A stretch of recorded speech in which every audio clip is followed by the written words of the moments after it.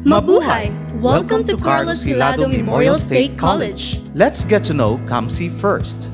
Before Carlos Hilado Memorial State College, there was Negros Occidental School of Fisheries in Binalbagan in 1952. Negros Occidental School of Arts and Trades in Talisay in 1954. Bacolod City National Trade School in Barangay Alihis, Bacolod City in 1968. And Negros Occidental Provincial Community College within the grounds of Negros Occidental High School, Bacolod City in 1970. In 1983, Negros Occidental School of Arts and Trades, which later became Negros Occidental College of Arts and Trades, Bacolod City National Trade School, and Negros Occidental Provincial Community College, which found a home in Fortune Town, Barangay Estefania, Bacolod City, amalgamated into one state college known as Paglaom State College.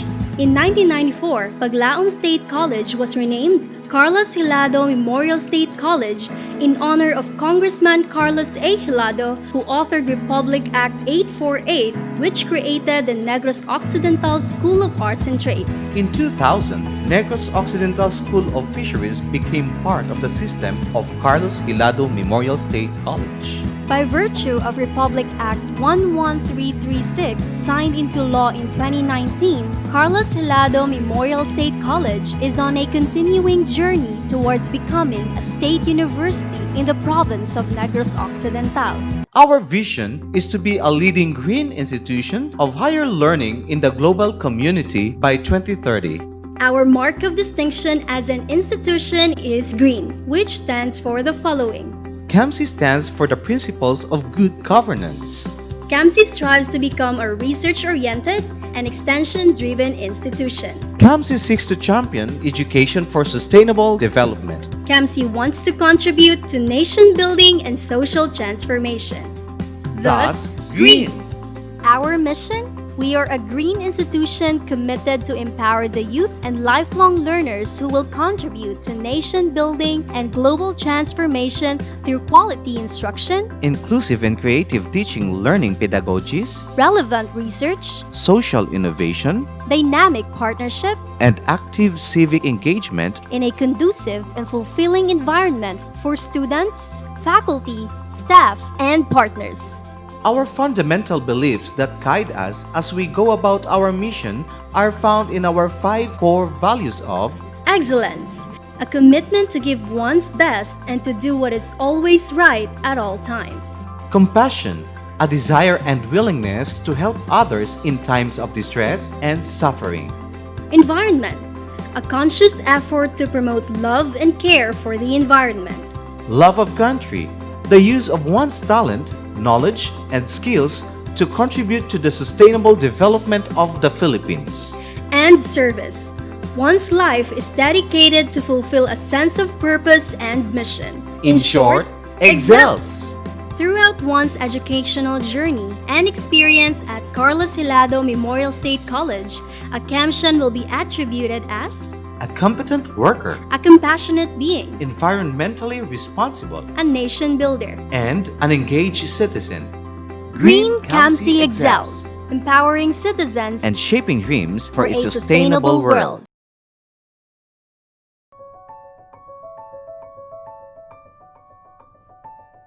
A prayer for our earth. All-powerful God, you are present in the whole universe and in the smallest of your creatures. You embrace with your tenderness all that exists. Pour out upon us the power of your love that we may protect life and beauty. Fill us with peace that we may live as brothers and sisters, harming no one. O God of the poor, help us to rescue the abandoned and forgotten of this earth, so precious in your eyes. Bring healing to our lives that we may protect the world and not prey on it, that we may sow beauty, not pollution and destruction. Touch the hearts of those who look only for gain at the expense of the poor and the earth. Teach us to discover the worth of each thing, to be filled with awe and contemplation, to recognize that we are profoundly united with every creature as we journey towards your infinite light. We thank you for being with us each day. Encourage us, we pray, in our struggle for justice, love, and peace.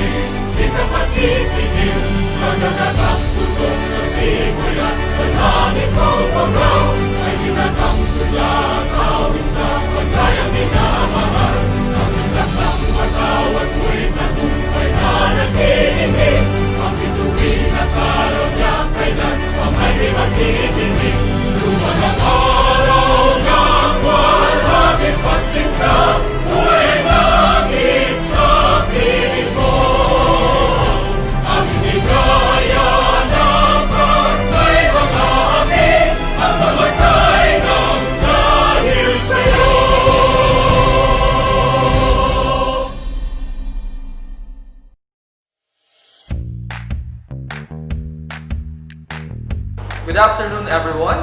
Welcome to our virtual dental orientation for our first-year students. And to welcome us this afternoon is our Vice President for Academic Affairs, J.B. Estrellas, ETG.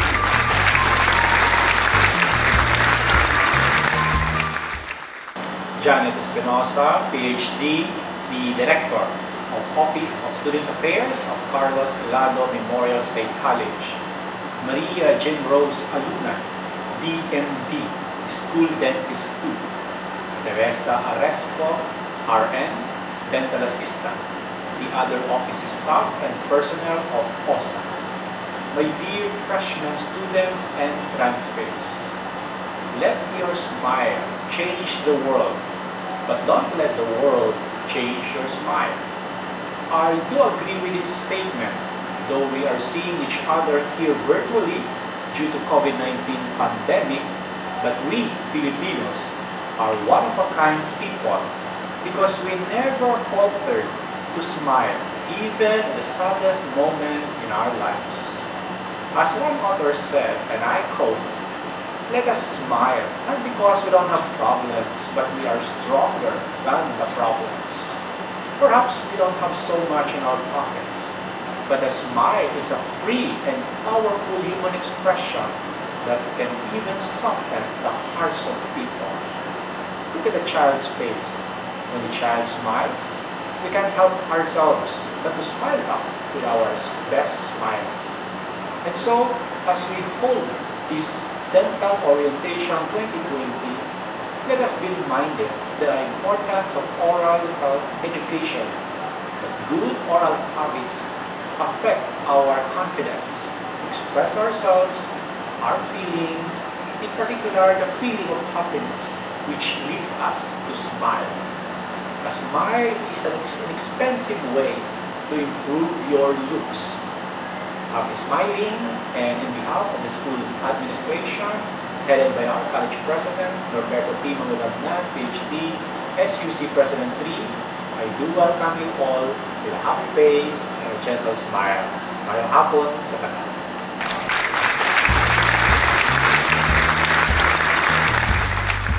And to present to us the guidelines, rules, and dental regulations is our dental assistant, Teresa G. Aresco, RN.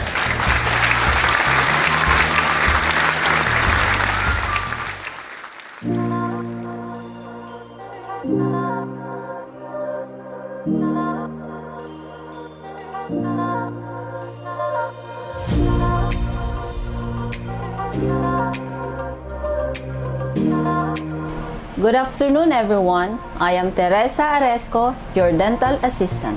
Welcome to our dental orientation. The CHMSC Dental Clinic General Objectives. The CHMSC Dental Clinic aims to promote oral health and total well-being of the students, faculty, officers, and staff through prevention, diagnosis, treatment of diseases, and oral health education. Specific objectives: provide preventive measures through physical, oral examination and extraction, conduct dental awareness and education through individual and class orientation, lectures, posters, and counseling. Provides medicine. Reach out to 4 campuses: Talisay, Alihis, Fortune Town, and Binalbagan. Dental policies. Clinic hours, Monday to Friday, 7 a.m. to 4 p.m. And our schedule for external campuses are: second Friday of the month, we are in Alihis campus. Third Friday of the month, we are in Fortune Town campus. And fourth Friday of the month at Binalbagan campus. Dental services.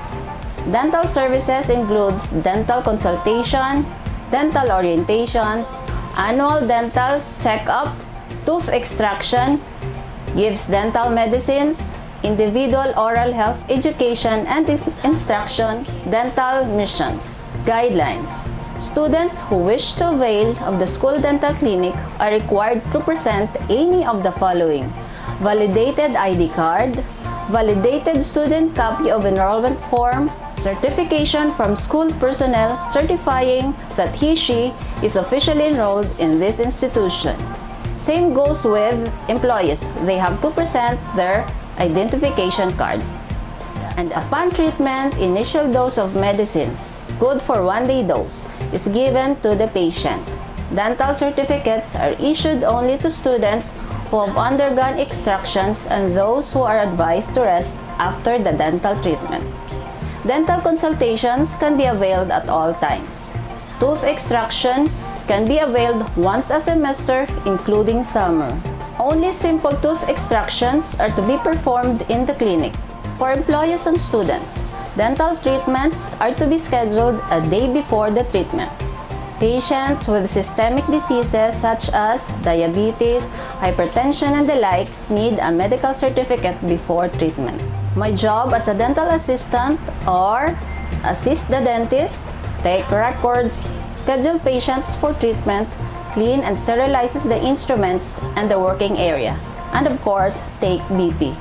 Dr. Alunan, as our dentist, examines and treats patients and gives individual health instruction, performs extraction, depending upon the need, issues dental certificates, case-to-case basis, may refer patients to family dentist for cases not within the scope, flow of patients seeking dental services. The dental assistant inquires into the patient's complaints or problems. Ask the patient to fill out the dental health record form and refer to the dentist. Dental equipments. Dental equipments includes dental chair, sterilizer, high-speed handpiece, low-speed handpiece, forceps, mouth mirror, elevator, explorer, cotton pliers, gum separators, and other dental materials. In this time of pandemic, we have our new normal approach. First, you need to call our clinic for our phone triaging. Second, you need to schedule a day before for treatment. Third, upon your arrival, you need to answer our screening form. Fourth, proper gear is required, so you have to follow clinic procedures. Lastly, after treatment, you have your post-operative instructions. Once again, this is Teresa G. Aresco, your dental assistant, and thank you for listening.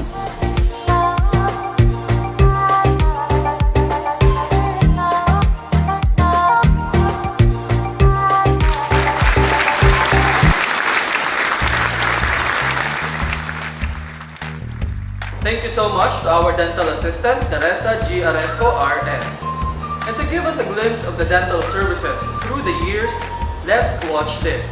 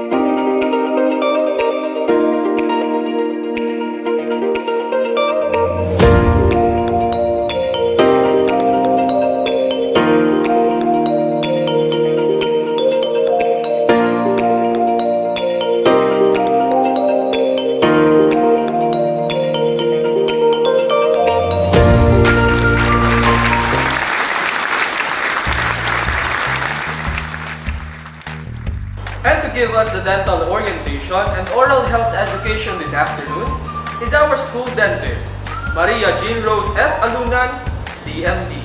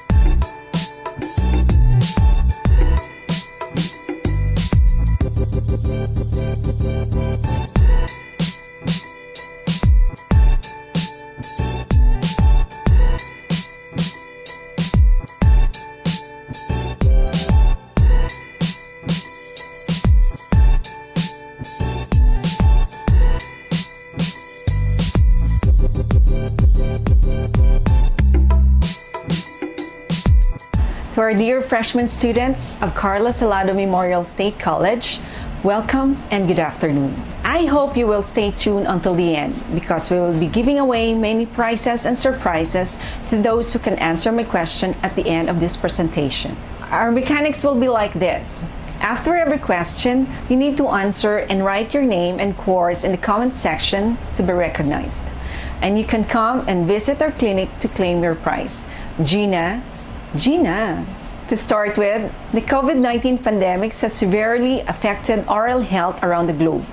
Fueling unhealthy eating and drinking habits, this pandemic has seriously disrupted dental services and access to care. Because we dentists are one of the most dangerous professions, together with us are the dental assistant and hygienist.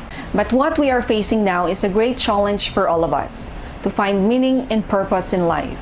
However, we may be in a pandemic situation, still we have the same dental clinic as to location, same dentist, dental assistant, and have the same treatment, but only with the new normal approach with major impact and active comeback. Always remember, we are using a different mask every day, but what is beyond that mask is really matters day by day. We have different ways on how to deal and handle this pandemic. We have our Facebook page where you can watch different dental topics and ask so we can address your concerns. I have also my personal account for you to update and follow, as well as my YouTube channel. Nga importante ang ikaayos ang aton baba. Bakit nga ba mahalaga ang kalusugan ng ating bunganga? Why oral health is important? Oral health is important because oral health is associated with overall health. And oral health is important because poor oral health leads to periodontal gum disease. Severe gum disease can lead not only to tooth loss, but it can cause impaired ability to chew and eat properly, leading to nutritional and digestive issues. Having no teeth or gaps in teeth affect the jaw structure and can result in distorted facial features or deformity. Oral inflammation is linked to oral cancer as well, and poor oral health is also associated with other chronic conditions. It contributes a lot of problems to our systems in the body, systemic organs such as the brain. The location where teeth is near our brain, so it transmits an impulse so easily that you can feel pain and you can function well. Oral inflammation has been linked to Alzheimer's, ulianwon or cerebral attack, dementia or mapagkamalipaton. This is associated with increased blood clots leading to stroke. Oral bacteria from the mouth enters the bloodstream through the gums. Fatty plaques stick in the bloodstream, directly contributing to blockage. It triggers an inflammatory response, causing the blood vessel to swell, reducing blood flow and increasing the risk of clots. In pregnant women can cause an adverse pregnancy outcomes like premature babies and low birth weight. Number 2, heart. Oral inflammation associated with endocarditis. It can raise the risk of heart attack by 13.6 times, twice the risk of a heavy smoker. Number 3, lungs. Oral inflammation can increase susceptibility to pneumonia, a lung infection, and bronchitis, inflammation of the bronchi. And number 4, kidneys. Oral inflammation stresses the kidneys while functioning to fight diseases of the body, and current research is showing that a link between oral inflammation and kidney failure. Number 5, in pancreas, oral inflammation, such as gum disease, may disrupt blood sugar resulting in diabetes and has been linked to pancreatic cancer. Number 6, stomach. Mouth bacteria can lead to stomach ulcers. And number 7, joints, associated with the development of infective arthritis. Maybe these are the reasons we are called doctors. I would like to ask, what is a dentist? Or in your own understanding, what is the role of a dentist? Often or most of the time, I have observed and I have different experiences in my 17 years as a dentist. In my first 6 years, as I walk around the corridor, I can hear the students whisper, "Ara na sa pag-abot nita?" Or I can hear them teasing each other, "Pag-abot kami, miss, ma'am." I don't really know if I will be glad or happy that they recognize me as Miss Bunot or Ma'am Bunot. But honestly speaking, I come to realize that I need more or extra effort to educate students in this institution. And that's the main reason we have our own dental orientation. I want you all to be fully equipped with the proper knowledge that you need, especially in our social interaction. As the year goes by, students have improved, and that's why I'm grateful of this orientation. I have this one instance. Me and my friends are dining in a restaurant, and 2 waitress attending is so happy to see me that they even greeted me first. "Hi miss, di ba sa CHMSC ka, nurse?" I smiled, and my companion, out of irritation, answered them, "She's a dentist and you should address her doc." No matter what, kung ako lang niya, okay lang sa akin. Happy na kuya ma-recognize. I just don't want that awkward moment again to happen. And the third instance, the whole Philippines are celebrating Dental Health Month every February. Every February, we have dental activities, and we are celebrating it already for almost 11 years. This February, it will be our 12th year celebration. Every year, we have a lot of invited guest dentists to celebrate with us, and most of the students greeted them. "Good morning, ma'am. Hi, miss. Pungko di anay ha, dili ka mo manggabot." I'm so happy that they are all hospitable, but let's add more to that, because I do believe here in our school, the students, faculty, and staff are knowledgeable, excellent leaders of our society, compassionate and loving friend with social graces. Dentists are doctors who specialize in oral health. Their responsibilities includes promoting oral health and disease prevention, creating treatment plans to maintain or restore the oral health of their patients. What compromises oral health? Oral health is the ability to speak, smile, taste, chew, swallow, and convey a range of emotions through facial expression with confidence and without pain. Discomfort and diseases of the craniofacial complex.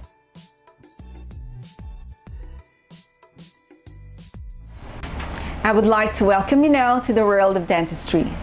In the panoramic x-ray, as what you can see in the slides, we can see the nose, maxillary sinus, maxillary and mandibular bone, and all in all, we have 32 sets of teeth in an adult. And we are going to discuss this further. Okay, as what you can see in the slides, that is a healthy mouth with all the parts. The 5 signs of a healthy mouth. We can see the gums as a pinkish color and firm to touch. Teeth are strong and in a healthy condition, naturally pleasant without odor or formation of calculary deposits. Proper jaw alignment and tooth spacing. Healthy oral tissues, such as the tongue, which is also pink, firm, and moist, the cheek, floor of the mouth, and underside of the tongue. especially the mucous membrane lining inside the lips are in a healthy condition. The teeth with all its parts, crown area, the enamel, which is the outer covering of the mouth, the whitish color, and the hardest tissue in a human body. Dentine, the second layer, yellowish color, the pulp with the nerves and the blood vessels, root area outer covering is called cementum. I want you all to have that healthy mouth and teeth. Dentistry has a lot of branches. We are not only Mr. and Miss Bunot, but we have 11 and 12 branches. We will take it up one by one so we may have an idea on how beautiful oral health is.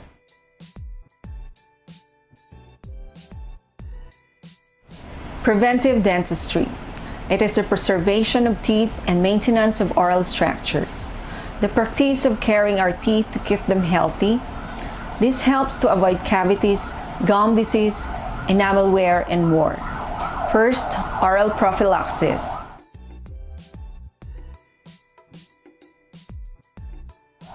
The removal of plaque, calculus, and stains from the exposed and unexposed surfaces of your tooth by scaling and polishing. Plaque is the whitish or yellowish color that sticks to your teeth after eating. Calculus is the yellowish color that hardens into your teeth. Number 2, fluoride treatment.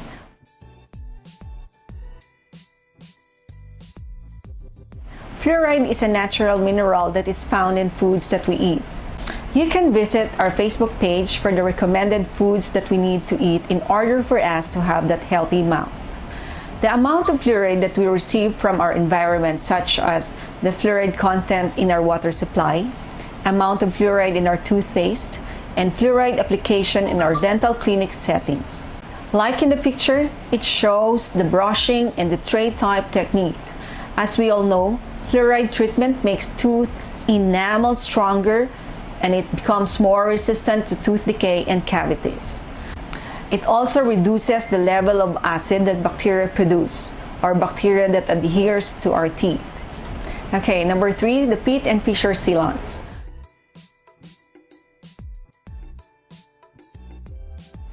Deep pit and fissures or grooves are found in the chewing surfaces of the back of the teeth, and we call it molars. Toothbrush bristles and streams of water are not able to clean them effectively, that when bacteria flourishes, it results to tooth decay. Sealants are applied easily and painlessly, no drilling required. The dentist only clean, dry, and seal. Sealants are most effective when applied after the eruption of teeth.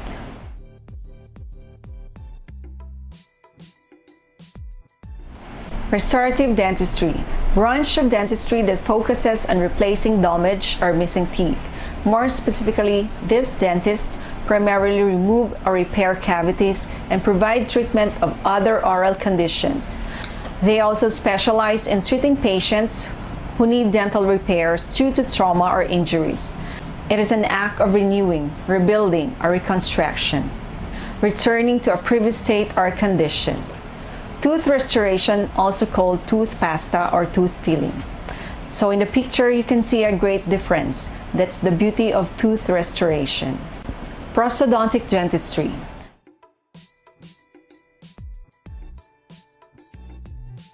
Dental specialty focusing on the missing teeth, treatment of oral tissues, and provides specialized care that suits each patient's dental needs. Deals with both the appearance and the function of teeth and gums, along with fixing dental problems so that you have a functional bite. It also ensures that your teeth look natural and attractive. Includes the making of crowns, bridges, inlays, onlays, partial and total dentures. Orthodontic dentistry.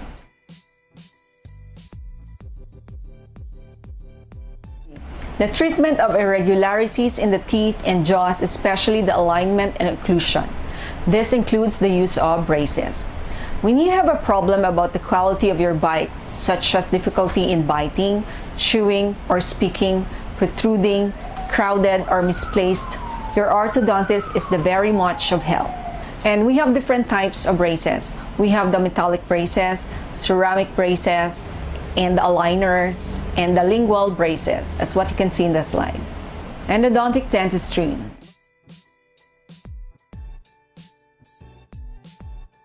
branch of dentistry concerning dental pulp and tissues surrounding the roots of a tooth. Endo is a Greek word which means inside, and odonto is a Greek word for the tooth. So inside the tooth is your pulp, right? So root canal treatment treats the soft pulp tissue inside the tooth, and the only dentists know what lies beyond. If you have decayed, infected, inflamed pulp, ligaments, and abscess with your tooth and still you want to save it, then that is still possible. It is the removal of all decayed and abscessed soft tissue of the pulp, replaced and filled with a material called gutta-percha with a core build-up for strength and durability. And the crown is replaced to have a beautiful finish or appearance. We can call them beautiful outside but dead on the inside. Oral and maxillofacial surgery.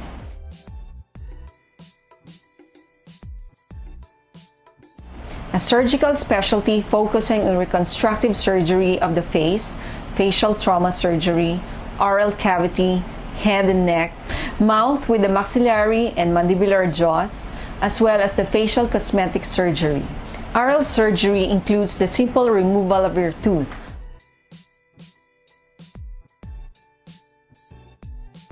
like wisdom tooth removal and impacted tooth. Oral maxillofacial surgeons are oral surgeons but have undergone additional trainings, usually 6 years dental medicine and additional 4 years residency training and 2 years for medical degree. Specialty of dentistry, which includes the diagnosis, surgical and adjunctive treatment of diseases, injuries and defects involving both the functional and aesthetic aspect of the hard and soft tissues of the oral and maxillofacial region. Okay, number 7.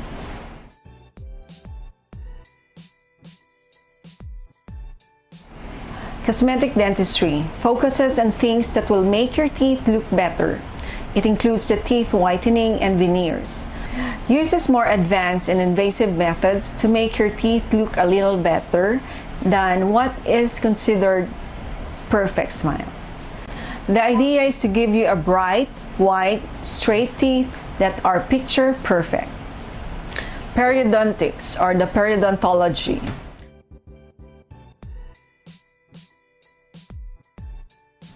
It's a branch of dentistry that deals with the diagnosis and treatment of disease and the condition of supporting and surrounding tissues of the teeth, deep calcular deposit, and swelling of the gums. Kung sa Ilonggo, nga daw gatalaba ng gatapik sa inyong ngipon. Pag hindi makuha, maguba niya ang attachment sa gums sa ngipon. Then, maswell and gamay lang a brush, gableed na. And lastly, ga-recede ang bone. That later on, mamobile na. Mahulag na ang ngipon, malusen na siya. Kaya wala na attachment sa supporting tissues. So, that is where the periodontologists do their job. We move to number 9, cranial TMJ.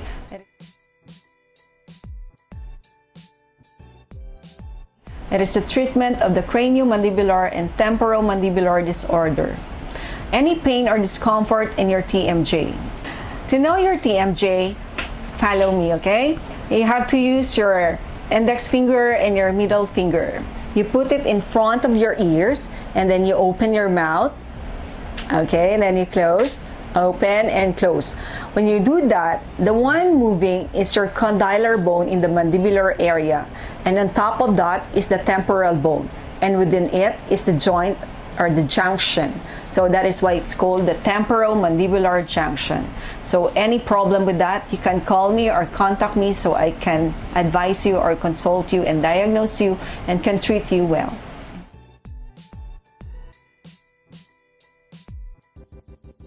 Implantology is a branch of dentistry dedicated to dental implants.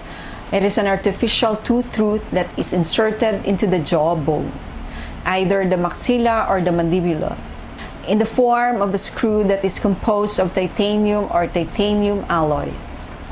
Number 11 is the pediatric dentistry or the pedodontics.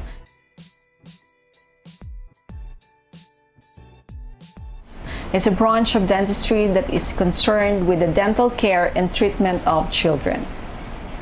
And you need a lot of patience in doing this.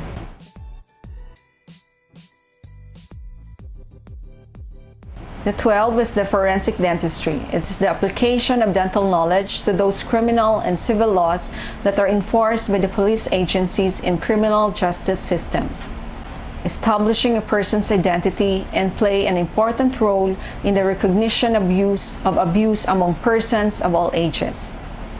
Wala taman na pangayo, maaksidente ka, kag wala kayo mga marking sa imong body, di wala ka pala tandaan nga ikaw si Piolo, ikaw si Catriona. So, dira gasulod ang forensic dentist. That is how important for all of you to have a data in our clinic. Common oral problems.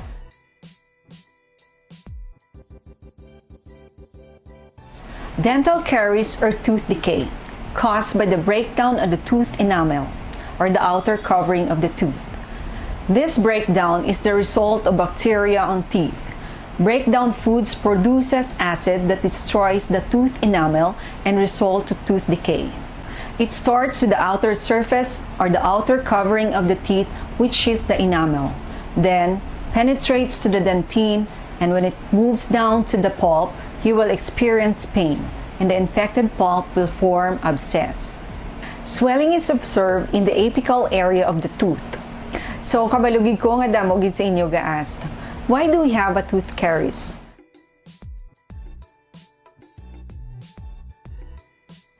Bakit nasisira ang ating ngipin? Nga gakaguba ang aton nga ngipon. We can see in the diagram is a multifactorial type of disease. First, we have a susceptible tooth surface, that is our healthy teeth. Second, the presence of bacteria in our mouth and the foods that we are taking in, especially the carbohydrates and the sugary content type of foods. Plus, the time that we disregard, like we don't clean or brush our teeth for the longest time, then dental caries is formed. Number 2, periodontal disease or the periodontitis.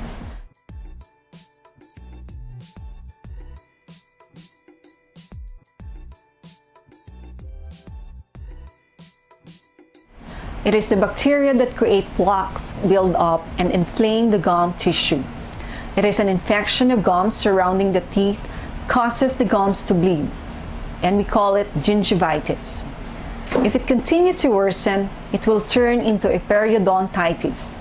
Plaque hardens and calculus form, packets, and around the teeth bone loss begins, deepening of tissue damage. Number 3, halitosis.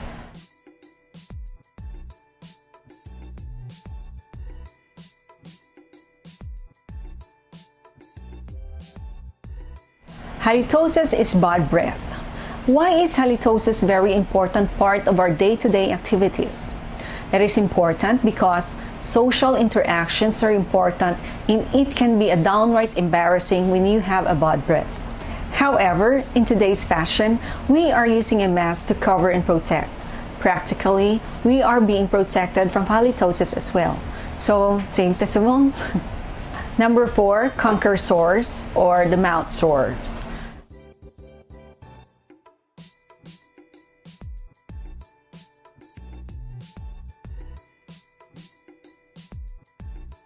Are painful sores inside the mouth.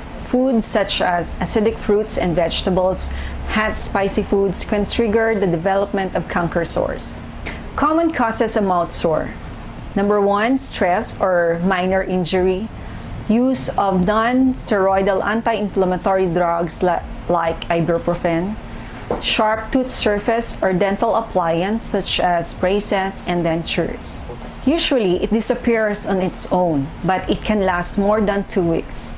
If it doesn't heal after 2 weeks, then maybe the patient is suffering from different diseases in our immune system. It includes lupus, inflammatory bowel diseases, celiac disease, ulcerative colitis, Crohn's disease, and AIDS. Deficiency in vitamin B12, zinc, folic acid, or iron. Number 5, oral cancer.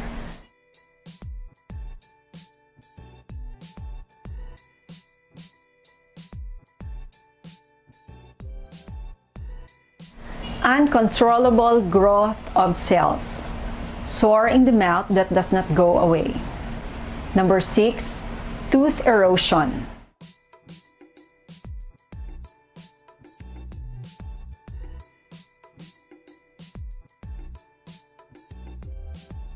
or the abrasion, the loss of tooth structure and caused by acid attacking the enamel. Okay, number 7, tooth sensitivity.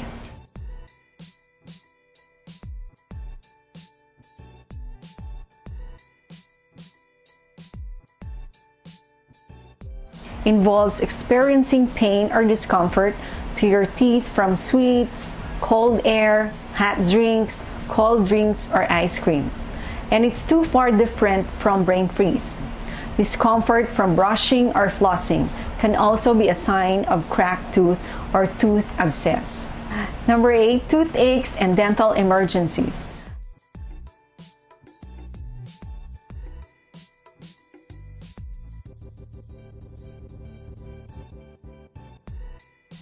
Toothaches that leads more than 2 days and causing a lot of pain and or discomfort, then you are having dental emergency.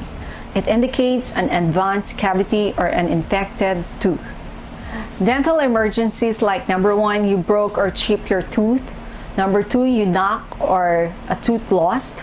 Number 3, broke or lost a crown or filling. Number 4, sudden painful toothache. 5, something is lodged between your teeth. 6, sudden swelling in your mouth. 7, you broke your braces.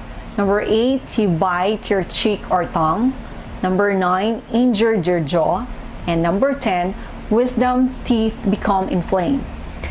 Number 9, unattractive smile.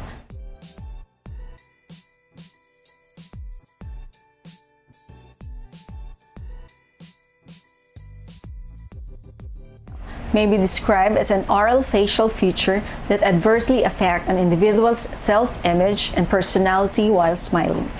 Why is smiling very important? Because smiling is good for your whole body. Number 1, it makes you happy. Number 2, it boosts your immune system. Number 3, great for your romantic life. Number 4, even in pregnant mom, when she's happy, baby smile in the utero. Number 5, contagious, and that is the only thing we want to catch. Number 6, good for your heart. Number 7, helps reduce pain and increase endurance. Number 8, good for business and successes. Number 9, makes you look and feel younger. And number 10, can help you live longer. So what are you waiting for? Let us all spread that smile to everyone we meet, even when we have our mask. What can you do? For oral self-care, number 1, I want you all to brush your teeth night and day thoroughly. As we all know, tooth decay is not okay. So we need to clean our mouth properly even though we are using a mask nowadays. Brushing night and day is very important, and we need to have a good toothbrush. In choosing a toothbrush, a soft bristle is very essential. The amount of fluoride in our toothpaste is very important. So when we buy toothpaste, we need to look into it, the fluoride content. In an adult, 7 years old up, we need to have a 1,500 parts per million of fluoride. Look at that. 1,500 parts per million. We need to be aware that the amount of toothpaste in our toothbrush is also very important. So 0 to 2 years old, bahid or dampila. 3 to 6 years old, pea-size or gamungo.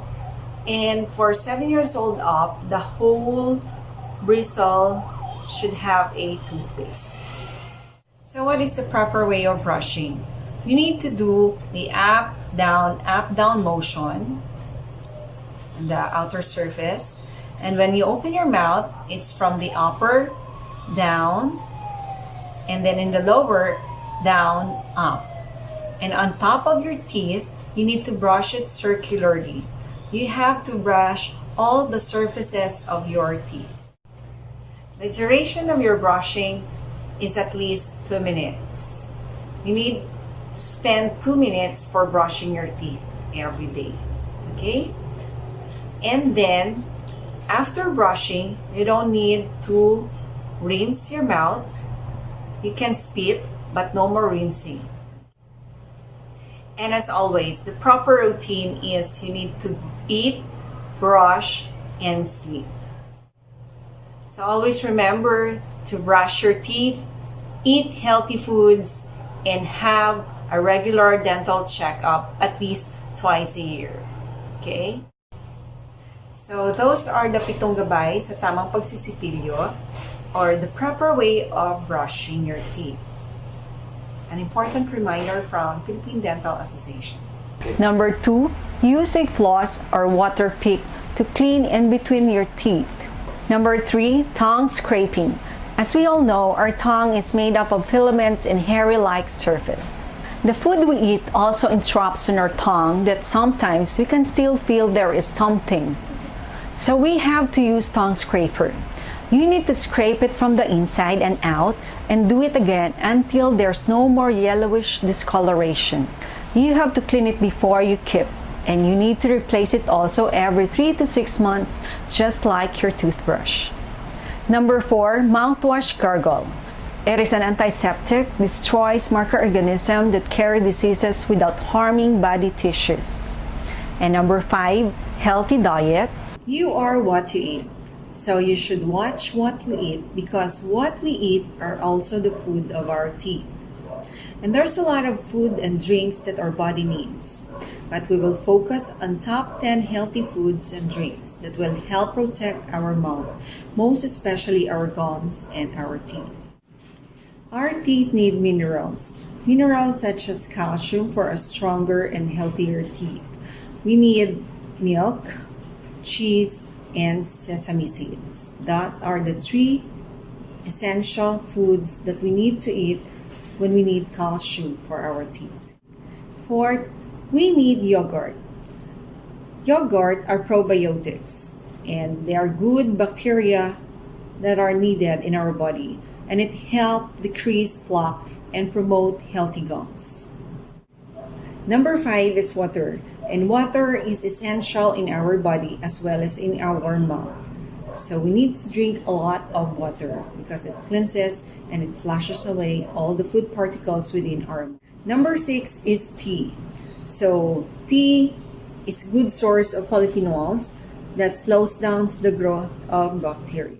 Number 7, we have onions. So onion has an antibacterial sulfur compound that kills all the bad bacteria within our mouth.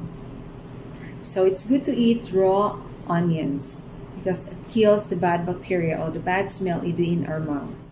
Number 8, we need the firm, crunchy foods. So what are they? A very good example of that is celery, apples, cucumbers, carrots, and green leafy vegetables.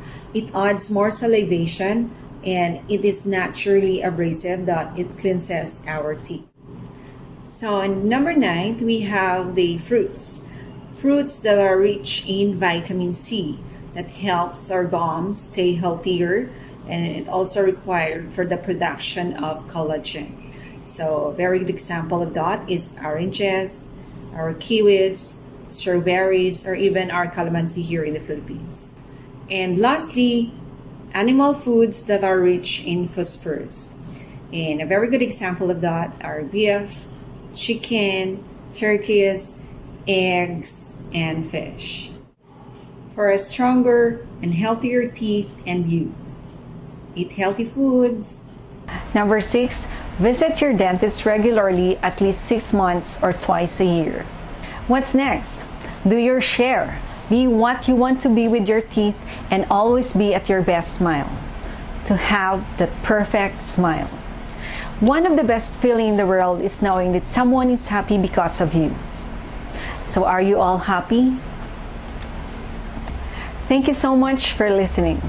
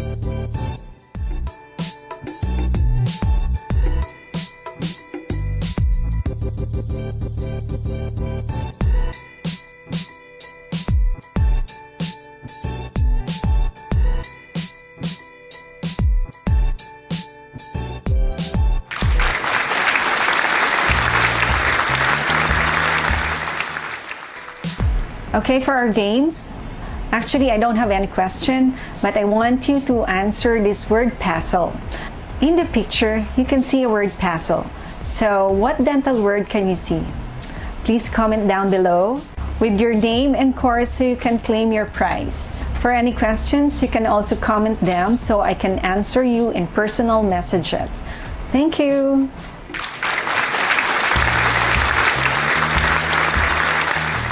Thank you so much to our school dentist, Dr. Maria Generos S. Alunan, DMD.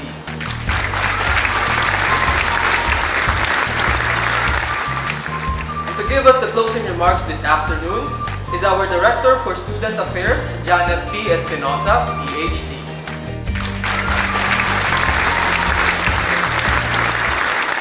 Good afternoon, everyone. With the 3.9 billion people worldwide affected by oral diseases, the recently concluded virtual dental orientation spearheaded by Carlos Hilado Memorial State College is with the belief that prevention is better than cure.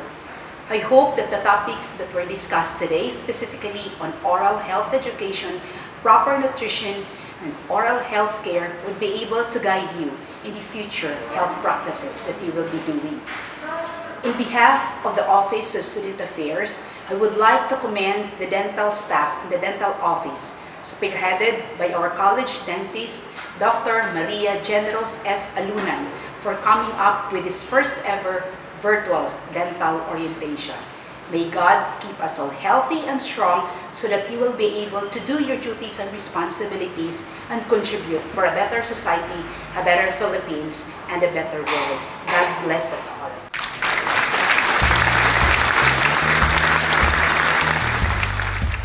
Thank you, Director for Student Affairs, Janet P. Espinosa, PhD.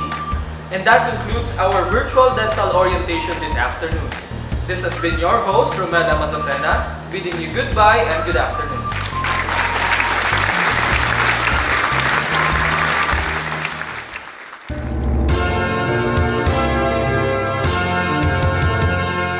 Weeps from skies resplendent fall, with hope light as it does fall. Tears on the anvil, so that it to weave the song. Come see, dear, come see, thou art hope and joy. Science, technology, and to deploy to you with fervor burning still. Thou quench the thirst for knowledge and skills.